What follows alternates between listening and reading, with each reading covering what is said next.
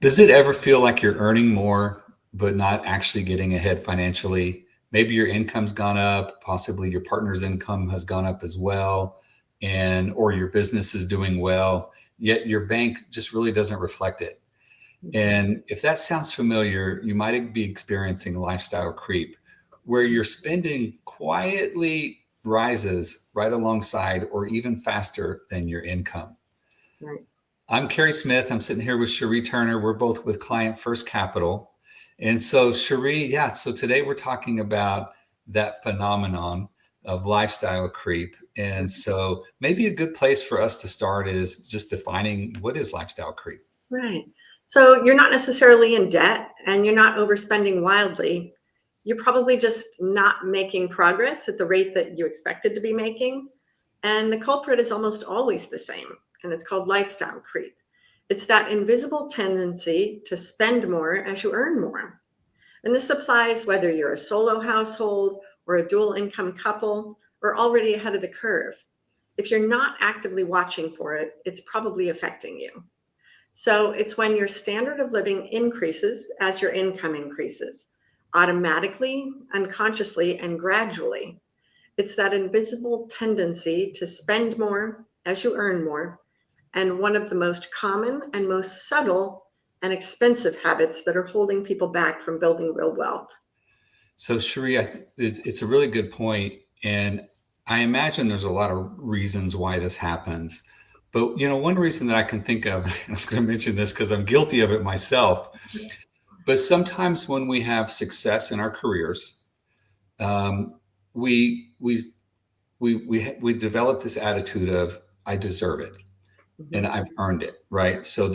this extra spending that I'm doing, the nicer car or whatever it is, we sometimes can have an attitude of I deserve it, I've earned it, and you probably did, right? I'm not going to argue that it probably is hard work and a good reward for hard work, but at the same time, that kind of attitude can really fuel um, our expenses going up kind of mindfully, and there's maybe a better approach to being able to recognize the fruits of your labor while also being able to think about the future and make some better long-term decisions. Right. Yeah. So so we know what lifestyle creep is. How does it hold us back? Yeah. So none of these choices are inherently bad choices, but together and unchecked, they create a financial situation where your income rises, but your wealth doesn't.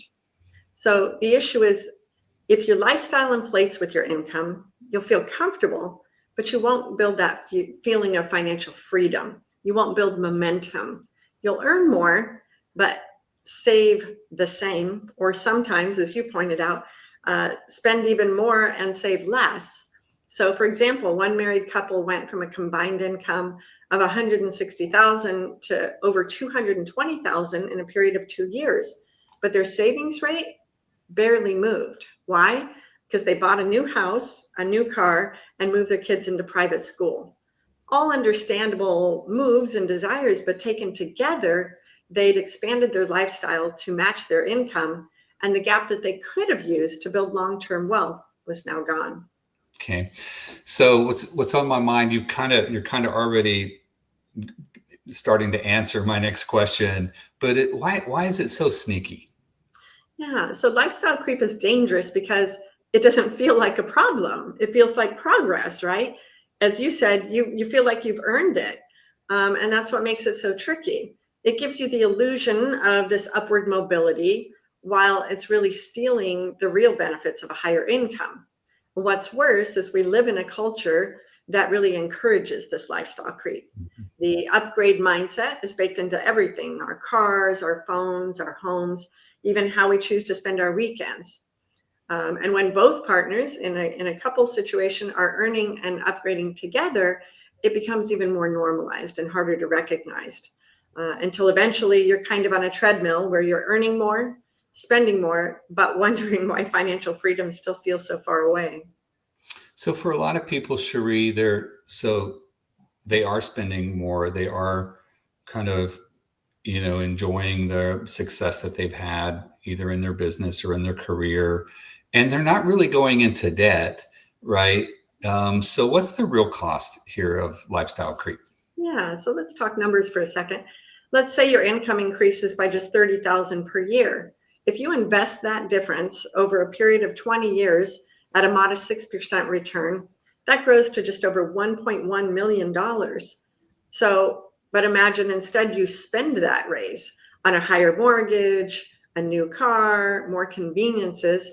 You're left with a bit of an increase in your lifestyle now, but you really limit your options later. So that's the real cost, is not just money, but choices and the financial freedom. So it trades your long-term wealth for short-term comfort. One thing we know is we don't know what the future holds, right? And so that ability to have more freedom and more flexibility in the future, right? Given that so many things can change. I think that giving up that is a pretty significant cost. Right. So how do we spot it? And once we see that it's happening, what do we do? How do we get it under control? So there are four specific strategies that you can use to counteract lifestyle creep. The first is to create kind of a wealth gap rule. Every time your income increases, you commit to saving and or investing a set percentage of that before you ever touch it. For increases in income, I recommend 50% minimum of the raise. And if you automate that, then you don't let the change in lifestyle take first priority. Yeah, so a couple of thoughts I have real quick. One, as you know, in my previous career, I was an executive at a large financial services firm, Mhm. and I would always, talk to new employees coming into the company, whether they were in, my department or not. And one of the piece of advice we'd always give them is when you get a raise, invest at least half of it. Put it towards your 401k, put it towards other saving. Enjoy the other half. You've earned Right. it, right? Mhm. But save at least half of it. And if it never hits your paycheck, you never miss it. Mhm. But at the same time, it can really accumulate over a career. Right. Absolutely. The second thing that people can do is to go back and audit the last 12 to 24 months of your spending. Look at how your expenses have changed and which of those upgrades really are improving your life, and which just seemed like the next likely step to take. Yeah. I also would say a good thing to do here is, sometimes when people are just beginning to save, they don't necessarily have a financial plan. Mhm. They know that they need to save and they invest, but they don't really have a structured financial plan. Mhm. And when you do this audit, it's great if you have a financial plan that you can bump it up against, right? Because a financial plan isn't just a plan, but it helps you define what your priorities are. And Mhm. once you know what your priorities are, it's easier to know, am I sticking to my priorities Right. or am I drifting away from those? Yes, most definitely. Yeah. The third thing that people can do is to set lifestyle anchors. So cap your fixed expenses like your housing, your car payment, subscriptions at a certain percentage of your net income. Let's say, for example, 50%. This keeps your lifestyle growth in check and encourages saving for your future, even as your income is rising. Yeah, so I got a couple of thoughts on this one as well. You're hitting such good topics, Cherise. So you're making me comment.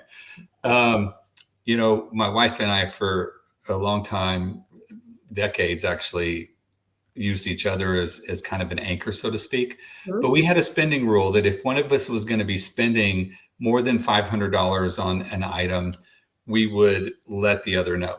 Right. And it kept us grounded and gave us a moment to kind of think about, that expense and do I really need it? And it's something that we did for a long time and helped us financially to make better financial decisions. And so, communication can be one of those anchors, so to speak, um, that can help us. I had two thoughts, I can't remember the second one. It'll come back to me. So continue. Hmm. So the fourth thing that people can do is to create upgrade milestones. So instead of upgrading just because you can afford to, tie the upgrades to an actual financial milestone or goal. For example, when we reach 500,000 in our brokerage account, then we'll upgrade to the house with the bigger yard, something like that.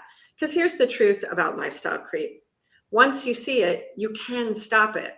And once you stop it, you start unlocking something that's much bigger than a raise or a new car. You unlock momentum. You start building true wealth, and you give yourself space to really breathe, to pivot, and to plan, as you said, to focus on a plan and to move into a specific direction on your own terms.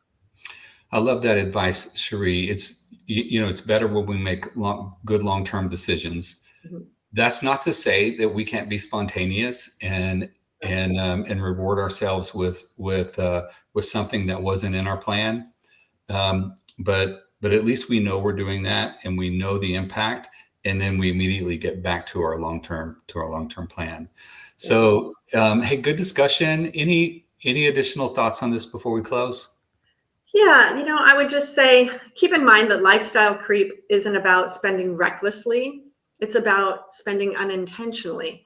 And when your lifestyle keeps expanding, it eats up the fuel that powers your financial future. So choose instead to be intentional about balancing both your spending and your saving. Cheri, great topic, great points. Good job on our discussion today. I said I had 2 points earlier. I still don't know what the other one was. I'll put it in the comments when it comes to me. But thanks for watching this video. If you found this helpful, give it a like. It helps other people find our content. And if you're planning for retirement or just want a second opinion on your strategy, we'd love to help. Head over to our website at clientfirstcap.com to learn more or to schedule a free financial consultation with someone on our team. And we're here to help you protect and grow what you've worked so hard for. And we'll see you in the next video. Thank you.